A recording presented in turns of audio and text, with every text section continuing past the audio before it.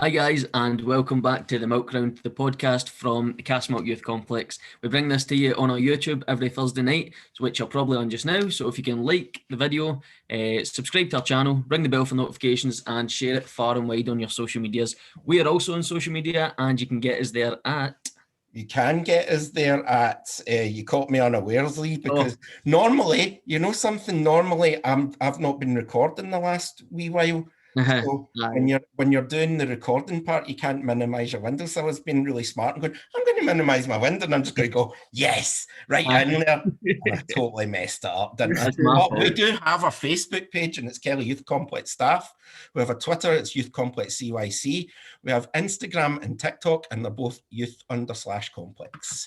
Perfect. So yes, episode 41, season 4 has now begun. We started that last week. So if you've not seen last week's video, go and check it out for us, please. And check out the other 39 videos that are up there about our podcast. We've got other videos up there as well. Chris, you just added a recent video, an introduction to the youth complex. So check that one out as well. And you can see what the complex is about and what we do down there if you're new to the community. Or if you're a primary 7, who'll be coming up quite soon.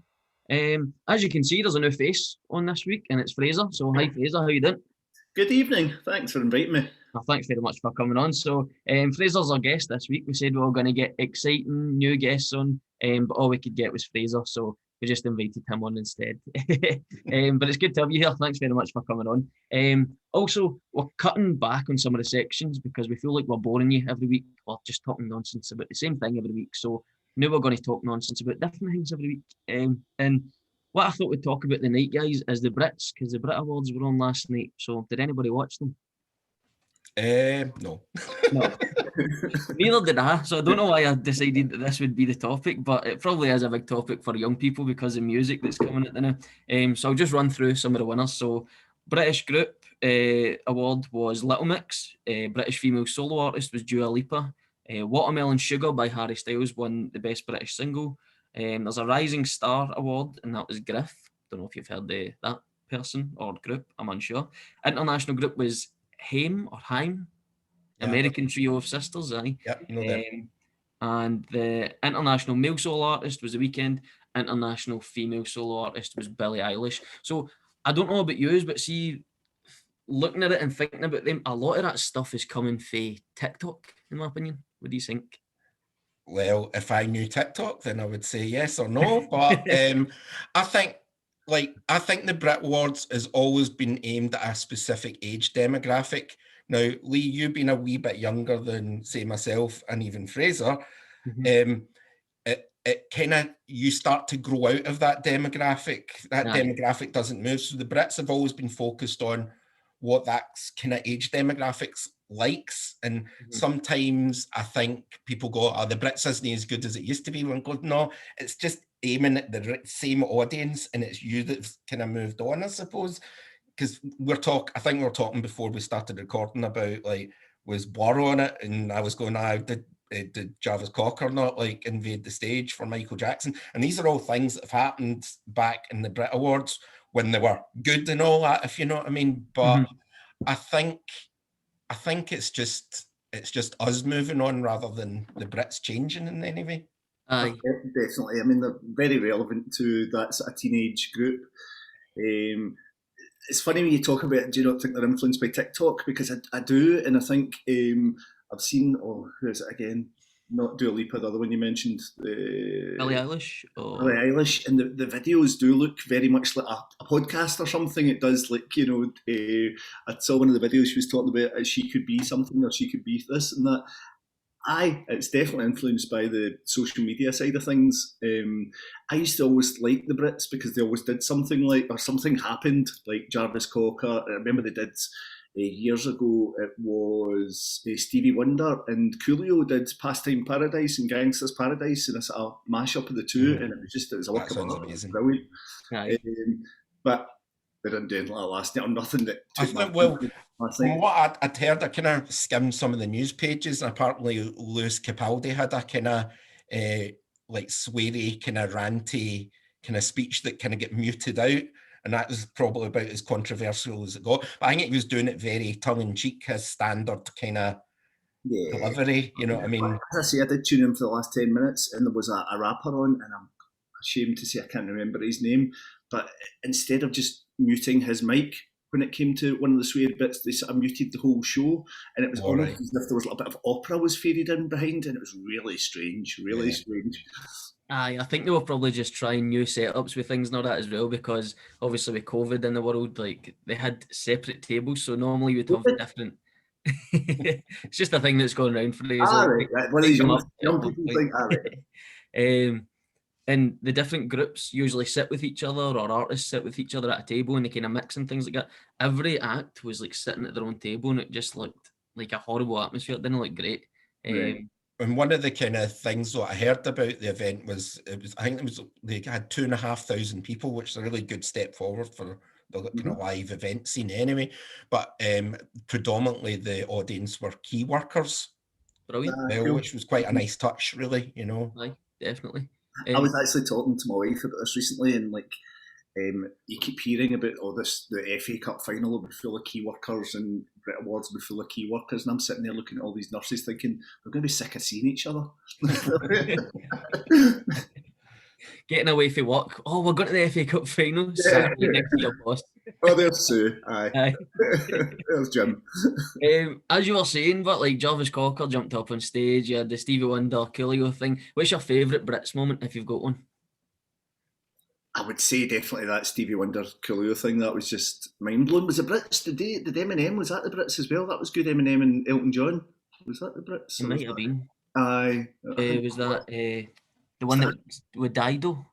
But yes, it was Elton John did the Dido bit. Aye. Yeah. I think that was really good. But there's been some sort of cool bits and pieces over the years. Did Robbie Williams not challenge Liam Gallagher to fight at one point or something? There was beef there. That was one of my favourites.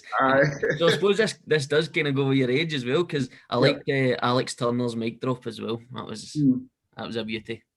I'm going to come up with one that hasn't been mentioned before, because it kind of gets used quite a lot in these kind of compilation TV programs of kind of car crash presenters. And it was one of the very early Brit Awards, and it was Samantha Fox and Mick Fleetwood from Fleetwood Mac, and they were absolutely awful. They were missing cues. It was staring blankly into space. So just for the sheer excruciatingness of it, I'm sure probably somebody's put a YouTube clip of all the best bits of that. I witnessed that live. That was fantastic. Like Samantha Fox, who I've once met Samantha Fox many years ago, but she's very small. Mick Fleetwood, very, very tall, and it just started very strange looking. It just never got any better. It was brilliant. Went downhill straight for there. You wouldn't get that if the Milk Round presenters presented it, Chris. Maybe we should put our hat in for next year. Another thing that we thought we would talk about is a recent change to Instagram's bios. So Kirsty actually brought this to us because she's not on this week, so she thought it'd be quite good for us to talk about. And Instagram have changed it so that when you're editing your profile, you can put your pronouns into your bio. So you can put they, them, she, her, him, his, things like that in your bio, which is a good step forward, I think, especially for young people, because it said on a website that I read that young people under the age of 18, I don't know what age you're allowed to have Instagram at, but I think it's maybe 14. So 14 to 18, it automatically shows your pronouns. So it does. So that's quite good. It's forward thinking from a big company like that. So what do you guys think of that? That can only be a welcome step, I would imagine. I don't know Instagram. I'm sorry. I'm Facebook, and that's about as far as I've got. But I'm sure my daughter and son, that's all I don't think they communicate through any other medium other than, I don't even think they talk to their pals, apart from through Instagram, even if they're in the same room. But you'll know more than me, Chris. Help me out here. Oh God, Fraser, I'm not giving much of a great showing here. Yes, Instagram. Yes, I have one. Do I use it extensively? No, I don't.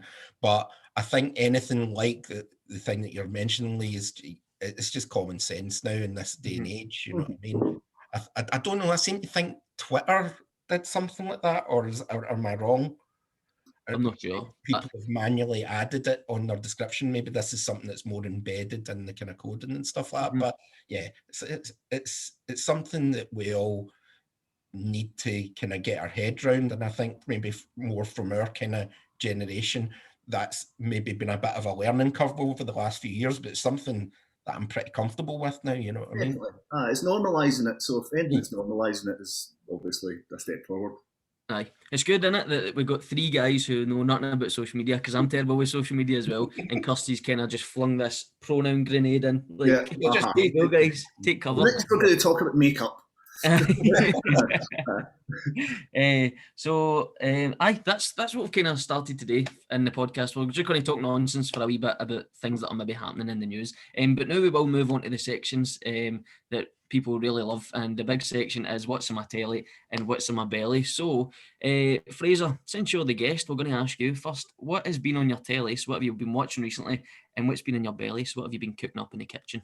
Well, I, like everyone else in the country, I think, was devastated to find out that the baddie out of Line of Duty was a wee donkey. That was just wrong. No, that was awful. That episode, I don't know. They ran out of a script at that point or something.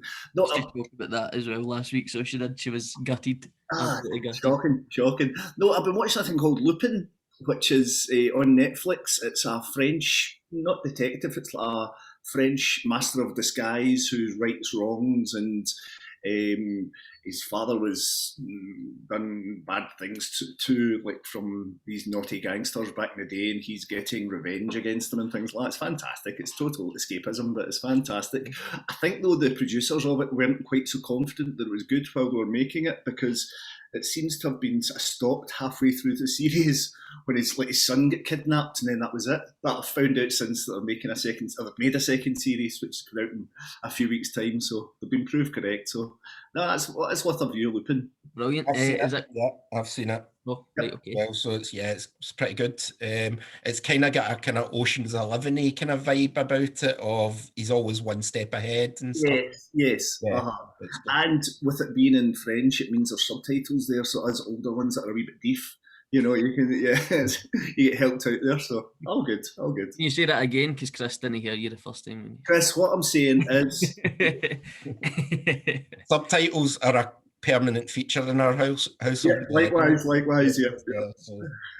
I was never really into subtitles, but then a teacher up at the school, up at Castlemilk High School where I work, said to me that she read something that if you put it on for your kids, it improves their reading, because they're always watching that, and so they've done like scientific tests into that and research and stuff. So that's quite a good thing for young people and children, I suppose. Spoke about that recently as well, but we're off topic here, but my daughter's massively into musicals, and we went to see Hamilton, and when we watched it on TV, and if you hadn't seen it before, it'd been very hard to follow, because there's not a great deal of action. It's just all words. It's all rapping, basically.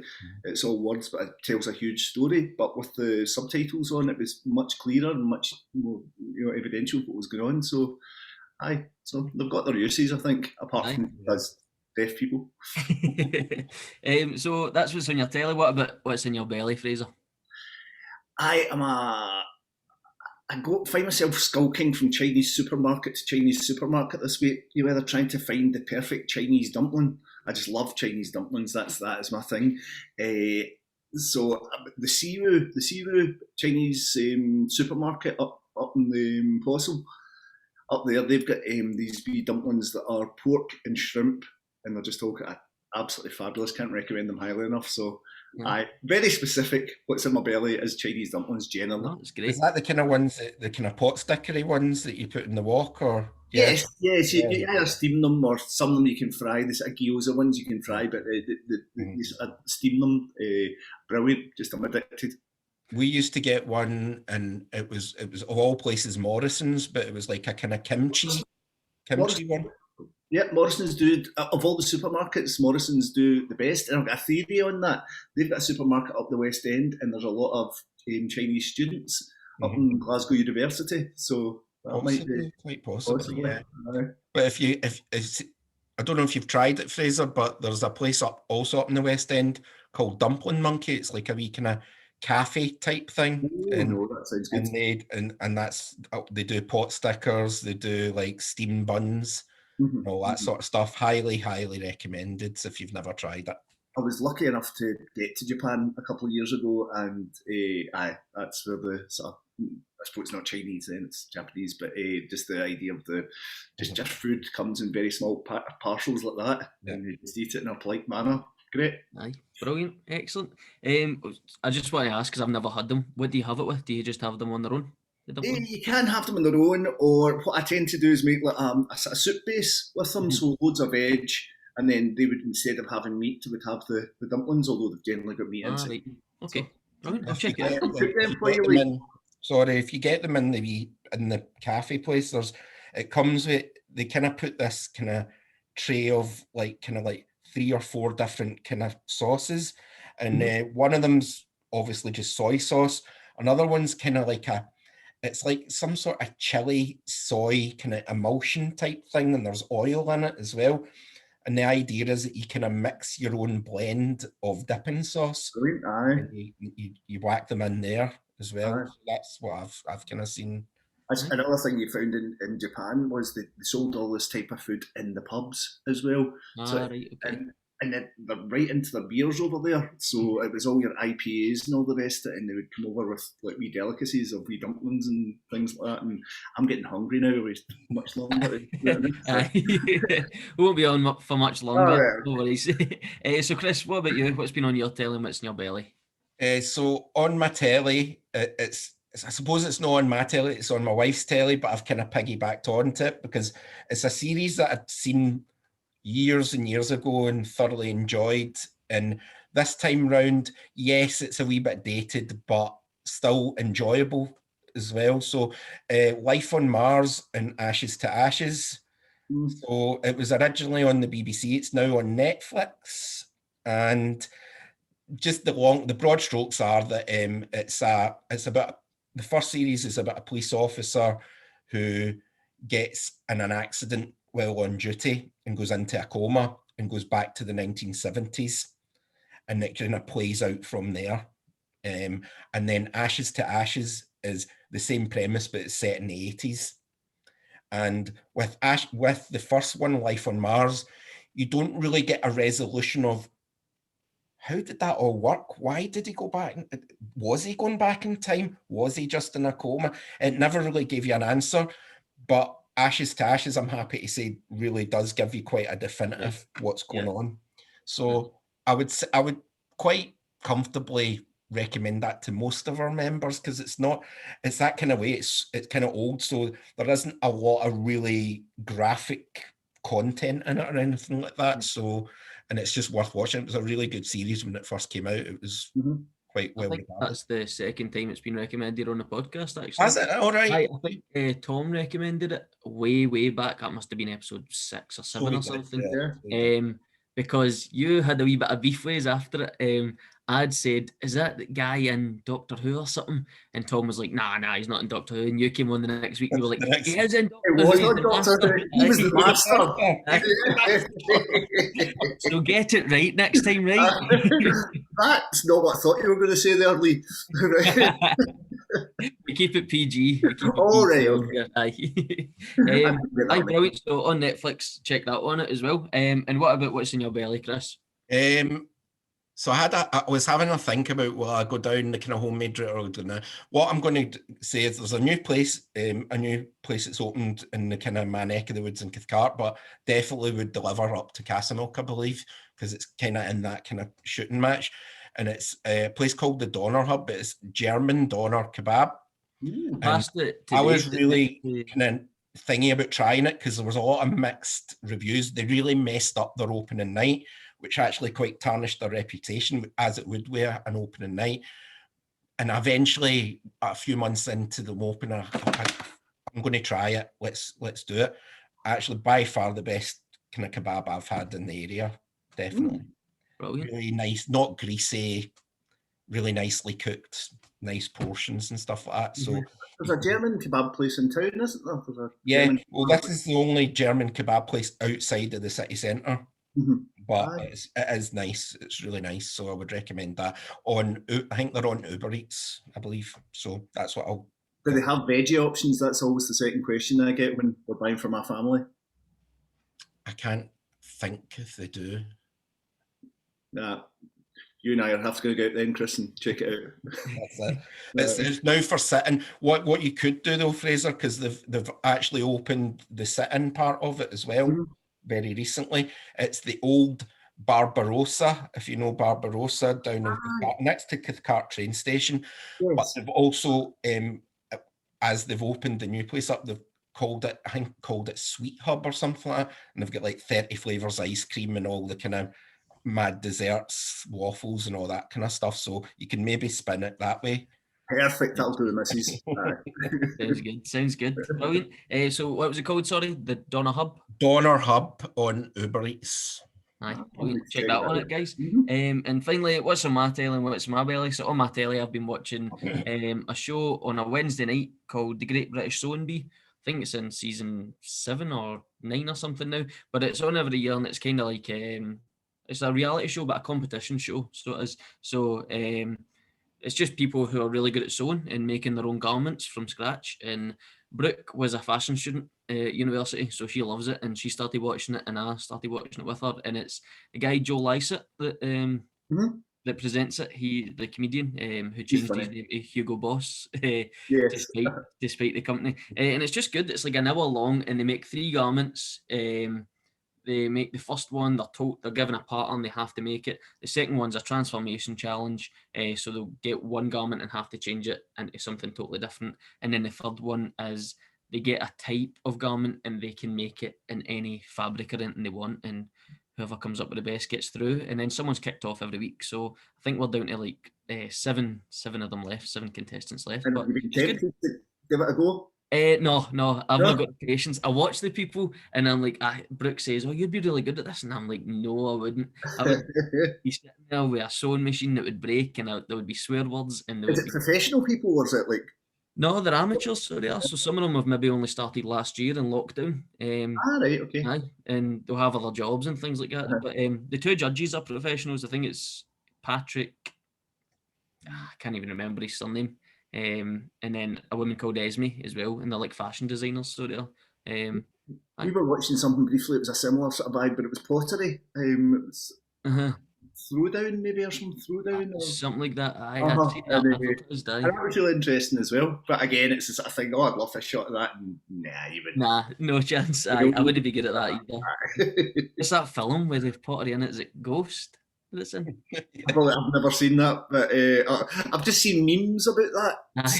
I've never actually seen that scene in real life. Aye, it's Unchained Melody. Is that right? It is. Yep. Patrick Swayze and Demi Moore. Maybe? That's right. Yep. So that would probably be me.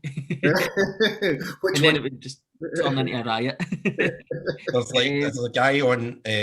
He's online. He does Facebook and all that, and it's called Jim Will Paint It, and he does parody pictures.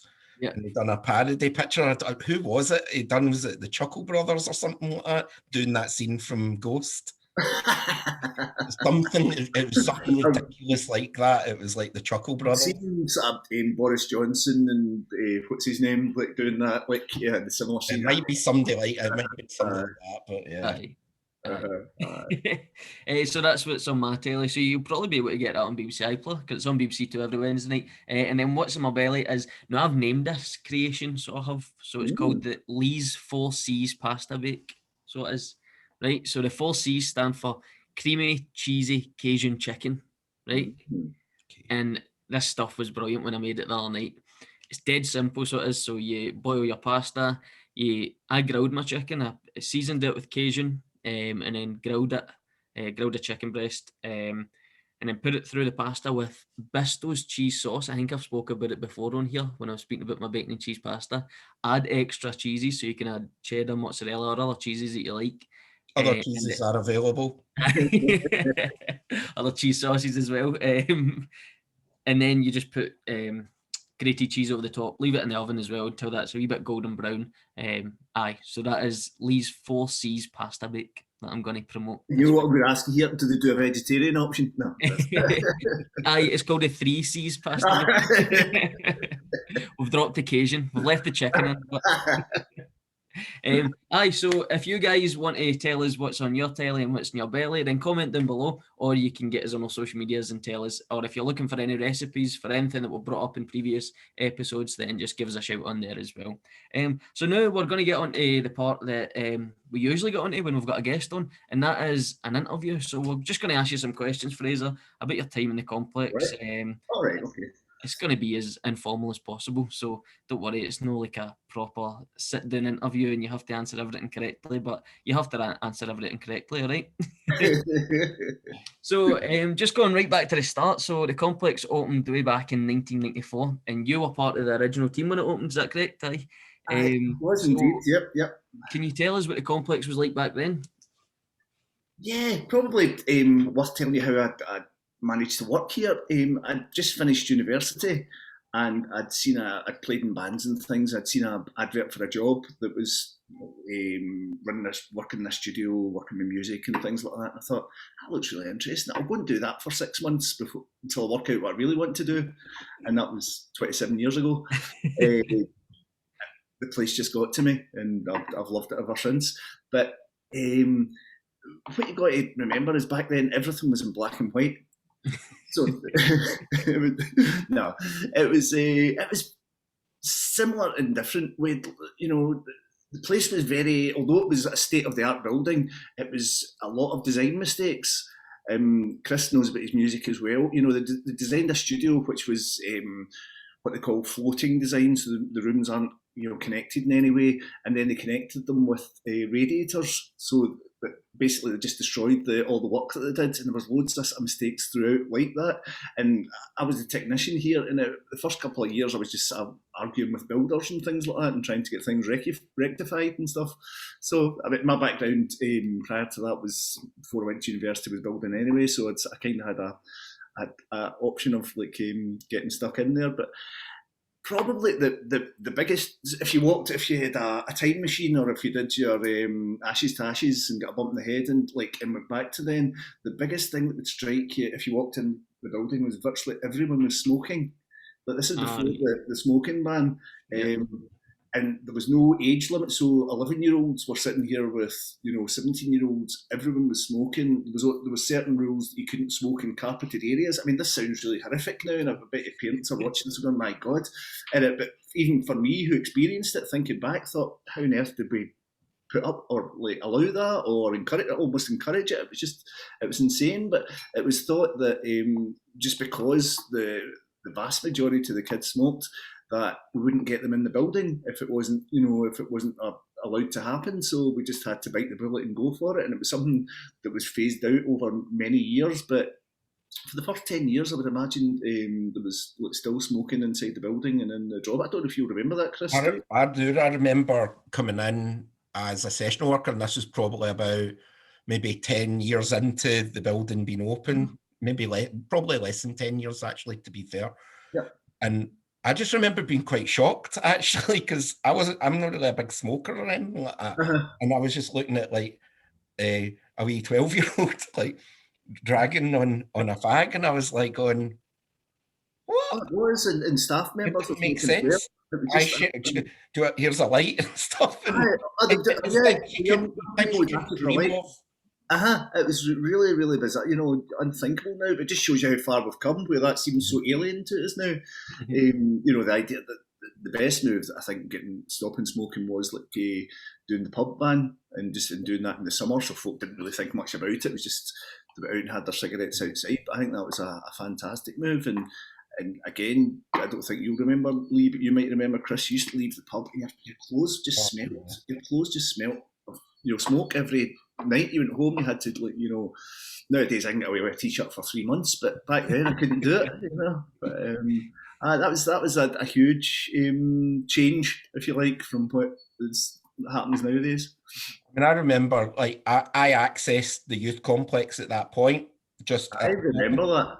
Aye, way back in the day, and I was mainly accessed it just through the band route of playing nights in there.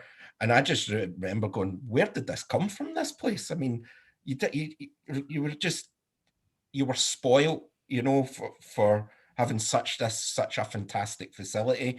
And I think it'd be fair to say back in those days there was a really, really healthy budget and stuff like that. So there was Massively, staff for yeah. everything and facilities abound and stuff like that. So it really was the kind of, because like I remember some of the events I was involved with just as a band, and it was like you were talking, there was like 150 audience members there, and that was a regular occurrence, you know, because there was nothing like that. We couldn't believe our luck when the place kind of. It's great, and I remember you guys. I think was it Pace you were first called, the band were called, and you guys would be. I mean, you're still school uniforms. I seem to remember. So I don't know, it was 14, 15, something like that. AC going on. And but you mentioned the fact. I mean, there was a lot more money. You know, I don't want to start talking about funding, but the funding back then was, you know, 200% or 300% what we get now. So the staffing was massive. The drop-in, if anyone knows the drop-in space, we'll maybe have 2 or 3 staff in there every night. You would have 6 or 7 staff in. You would have 3 or 4 staff in the cafe. You know, we just had that different. A lot of it was overkill. A lot of the engagement wasn't any better. It was just you had the people there, so you used them. But no, it was different back then. So what age were you in '94, Lee? Nah. No, I wasn't here yet. No, 95 before I was born. Oh dear.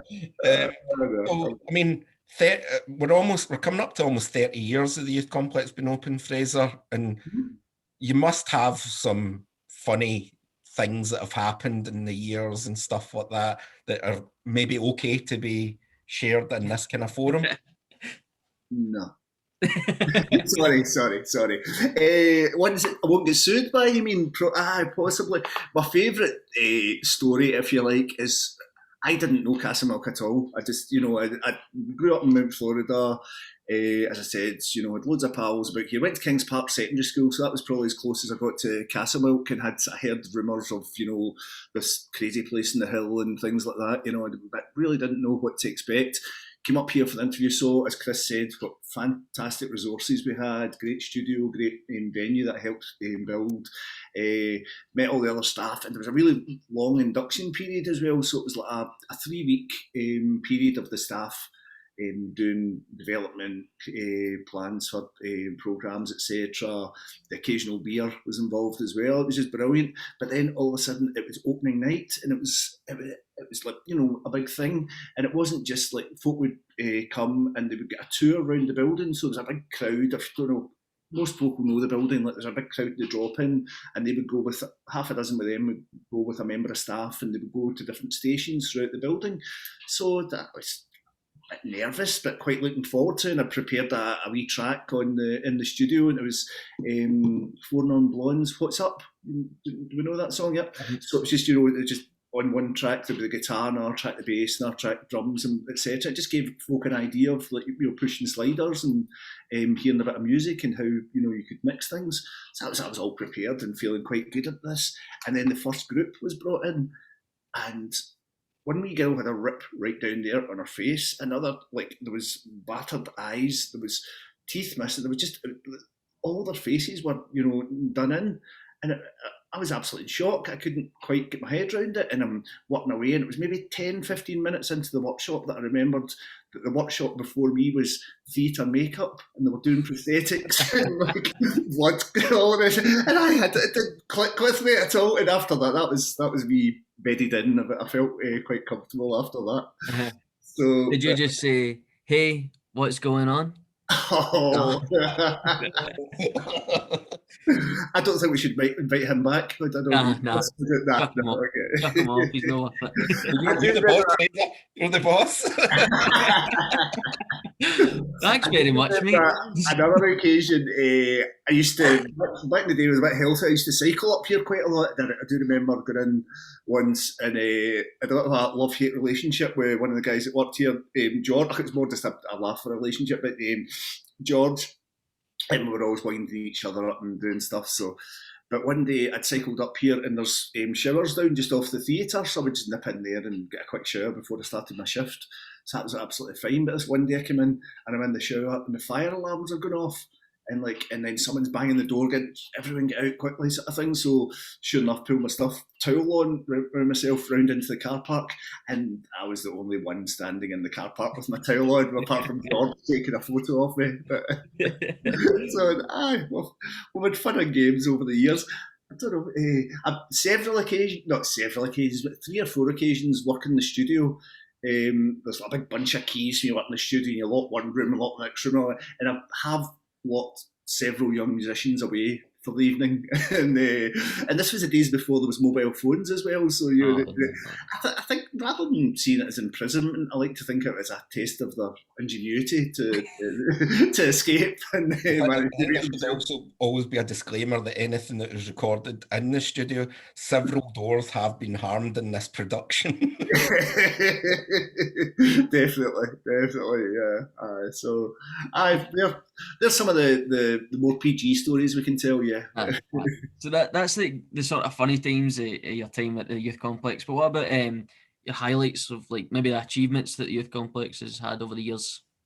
I mean, obviously over 27 years, like, you know, a place like this is going to achieve plenty, and I'm not going to try and name check it all because there's too much. There's been plenty of folks things happening on TV, plenty of visitors here from public realms and royalty and things like that. Loads of I've just forgotten the words. What do you call it? Youth exchanges to Finland and Spain and like Denmark and all different places. Bands that were Bell and Sebastian have played, Anger Fist have played, you know, lots of things like that. Lots of shows over the years. I've been heavily involved in doing some of the theatre productions with my partner in crime, Kelly, over the years, and that's one of my favourite things. I do love that. But if I was thinking about achievement, and it probably isn't seen as an achievement in most people's eyes, but when you see and work with people, you know, I was talking earlier on about meeting Chris when he was probably 14 or 15 for the first time, but I would work with youngsters who'd be 11, 12, 13, growing up into like adults who became members of staff or who are on the board or who started their own businesses or who are on to have fantastic careers.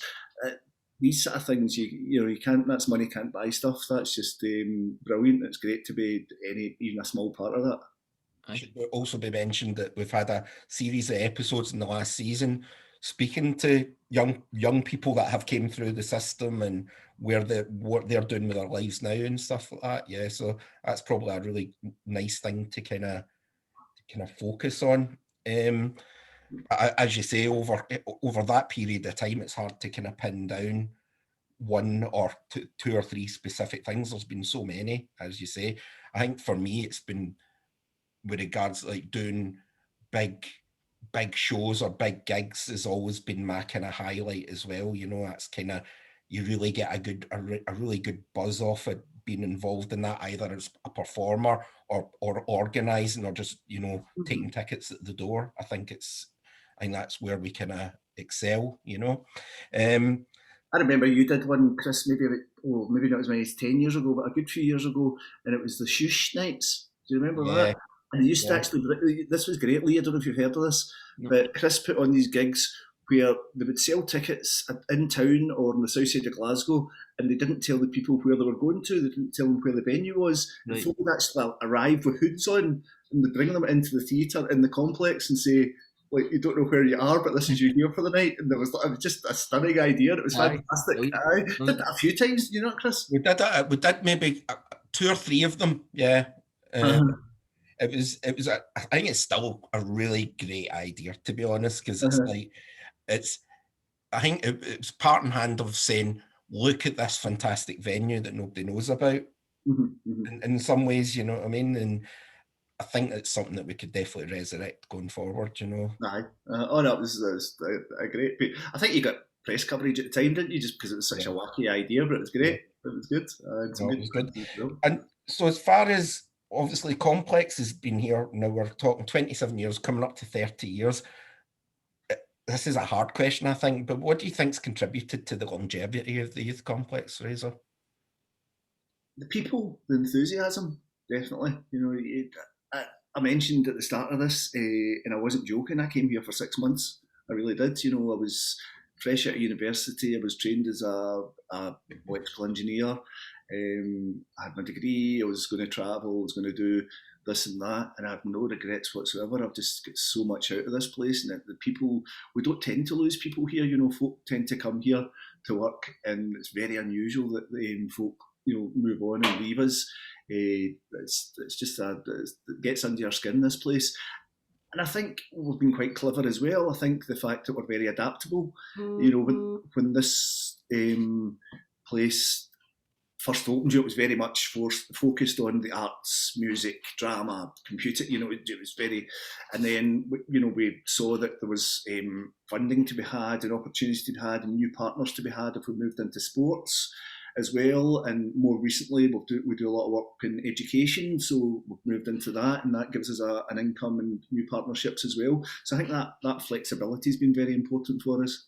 I would totally agree with that, and I remember you like saying something at a team meeting years and years ago, and saying that and it was touching on the adaptability of, and it was just a wee joke of saying like, yeah, and we've got funding coming up for lion tamers, to develop lion tamers and stuff like that. But the essence of it was a funny joke, but that's actually, it's kind of something to that, of the adaptability of the team to just go, right, we've got this in front of us, and let's, you know, give it our all and smash it, you know.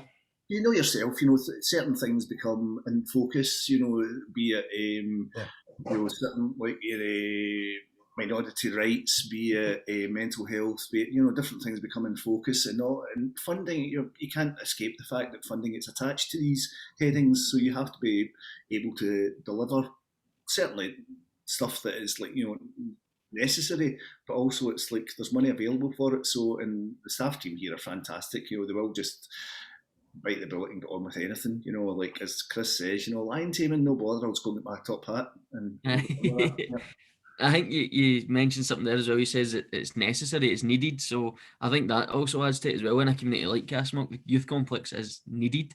We see it every year when we get our P7s through the door, that they love coming, and it's such a big part of their growing up and their development as a person, as a young person, coming to the complex for drop-in sessions, coming to it for the P7 programme.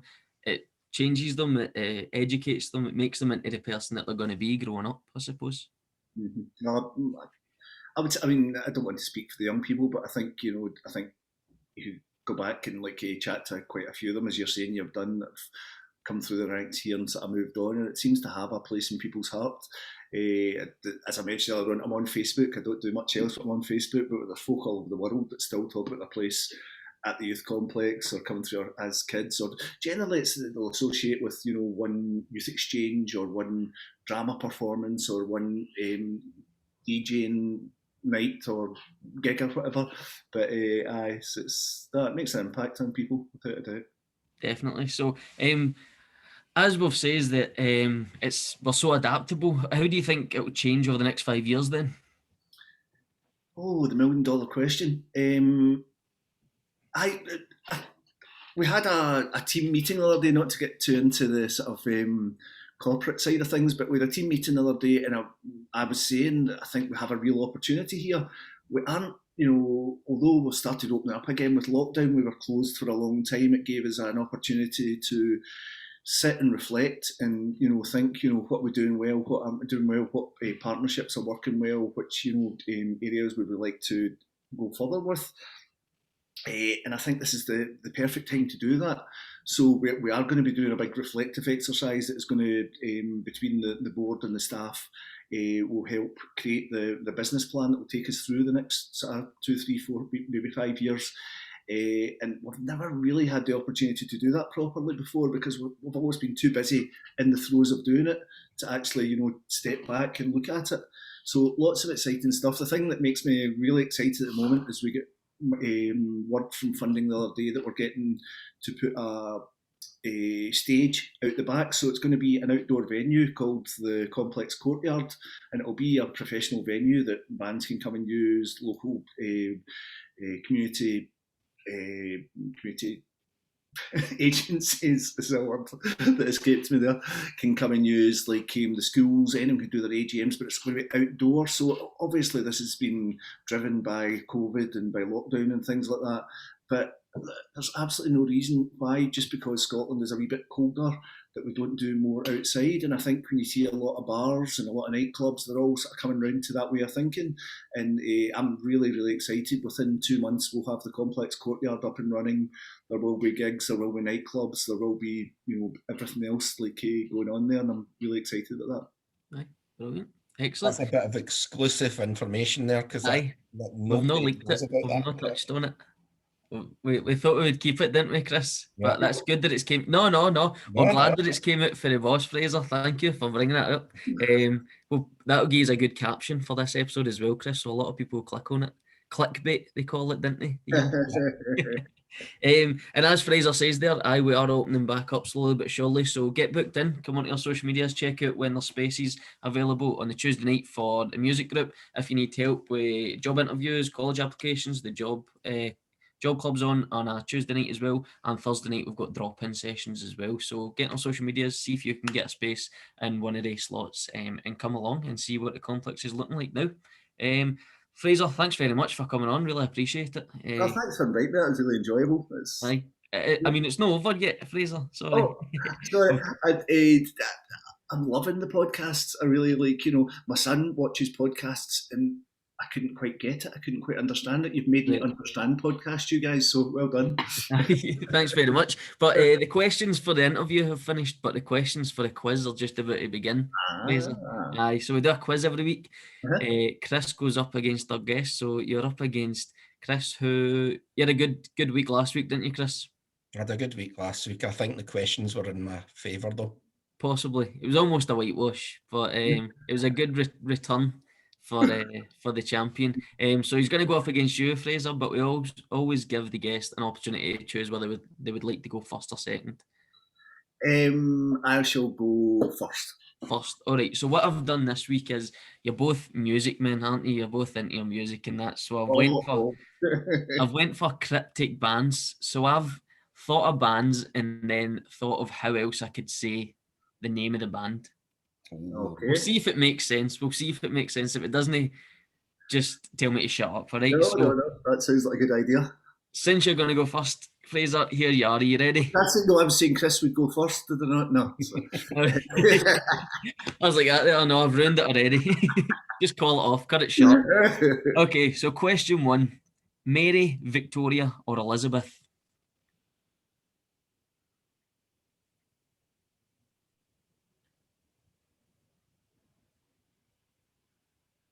Queen? Queen's correct. Well done. Aye. So is that all right? Is that all right? Yeah, okay. I get it. Okay. Right, cool. Right. Chris, your question to equalise. An emerald 24 hours. Green Day. Green Day is correct. Well done. One each. He equalises. So we move back over to Fraser. Fraser, fresh water in a desert. Oasis. Oasis is correct. You guys are too good at this. Maybe made them too easy. Question 4 goes to you, Chris. It's creepy crawlies or Volkswagens.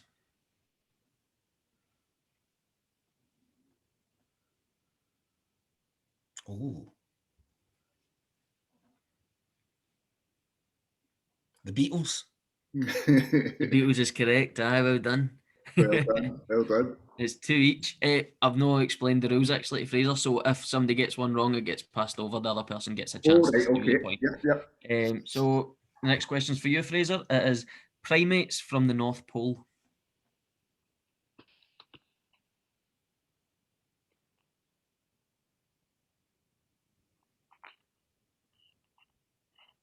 Arctic monkeys. Arctic monkeys is correct. Aye.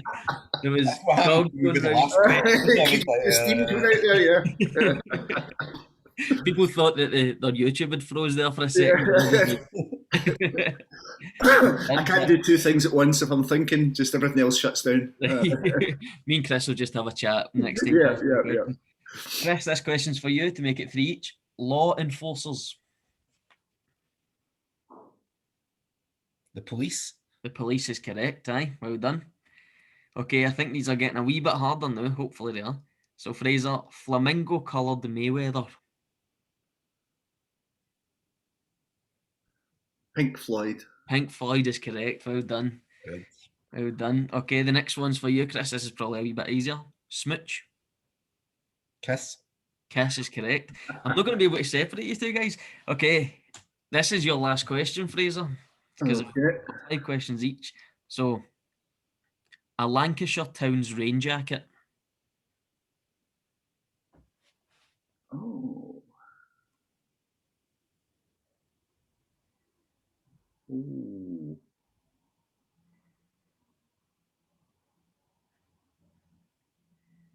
Maybe these last two are the hard ones. Oh, I think I'm going to have to pass that on to Chris.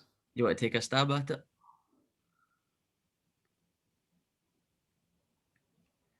I don't know. No, that's a really hard one.